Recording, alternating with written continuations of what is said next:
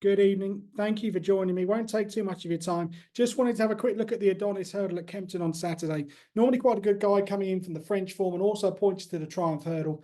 This year, I'm not so sure. I think it's highly unlikely we'll see too many Triumph runners in the Adonis itself, and certainly the favourite, it looks like they're going to dodge it and go to Aintree. But I thought there was a couple of angles here that were worth exploring based on the anti-post markets that have come out. I'll share my screen with you and take you through where I'm looking at. So let's start with the Adonis itself. We've got 8 runners. The bad news is that with only 8 runners and with a couple of them double declared, Give Me 5 and Captain Marvellous both have dovecot entries as well. The bookmakers on the anti-post markets are only offering a quarter 1-2, limits the appeal of any kind of each way bet against the favourite. But let's start by talking about Khalif de Burley. Of course, he's the right favourite. He's been talked up as a future Gold Cup winner, in which case he should probably be capable of winning the Adonis. Paul Nicholls has got quite a good record in this race, but it is significant that a lot of horses in this race don't necessarily run that well at Cheltenham, or if they go at all. Now, Khalif de Burley is even money at the moment. This is his French form. One, having sort of cruised through the race in mid-division at Compiègne back in October, hit the front and pulled away. The ground was described as Tres Lourd. That means very heavy. 5-2 on the penetrometer. That is genuine heavy ground. He won by 5 lengths, but there's plenty of holes in this form. Second hasn't run since. The third was beaten next time. The fourth was beaten next time. The fifth was beaten next time. And something to bear in mind is the time of year. When you're running at Compiègne in October, most of the better 3-year-olds are either at Auteuil the week later for the Grade 1 and the big handicap hurdle, or they've already been sold to the UK and Ireland. So the pool at that stage of the year in France is nowhere near as deep. But you can't fault him. He won by 5 lengths. He was a big money purchase.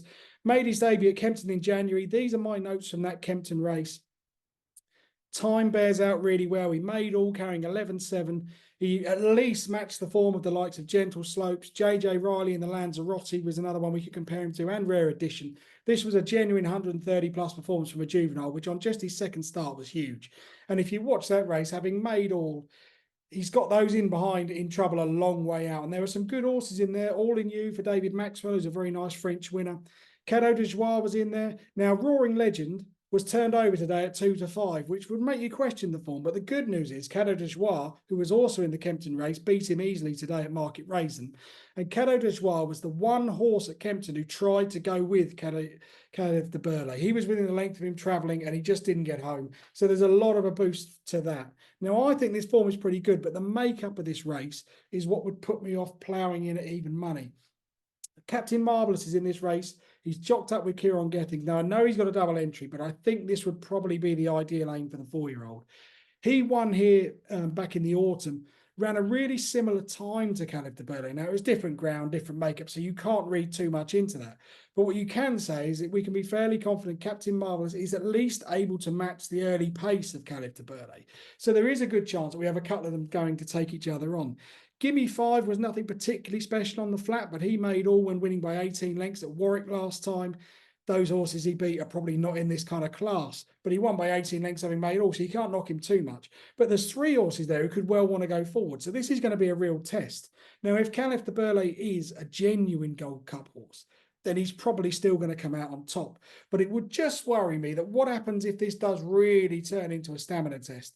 In terms of an angle against him, I'm struggling a little bit. The 4 at the bottom, although their form is okay, none of them really leap off the page to me. Gifted Angel was, in fact, ahead of Captain Marvellous when they met back in October, but I think Captain Marvellous will easily improve and reverse past that form. The one angle that may be in there if you really wanted to have a bet is Peking Opera. He had his first start for Gary Moore when making to win at Sandown. Pretty keen that day, but the form's quite strong, quite happy with that. A good Ben Hauling horse just behind him. You have to bear in mind on the flat, he was 4th in an Irish Derby. He was a listed winner. He was 3rd on his final start for Aidan O'Brien behind Vauban in the Ballyroan.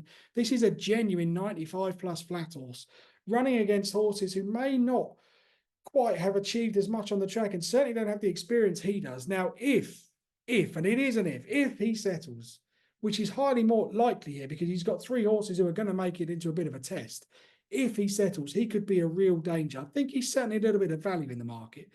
Do I really want to get stuck in at this stage? No, not particularly. And the big concern for me would be if Give Me 5 or Captain Marvellous, or indeed both of them, took up their dovecot entry, suddenly Khalif de Burley's got a freebie on the lead. So I don't want to play him at this stage, but it is a fascinating angle into it. And I think that French form of Khalif de Burley is enough on its own to put me off taking him at an even money shot.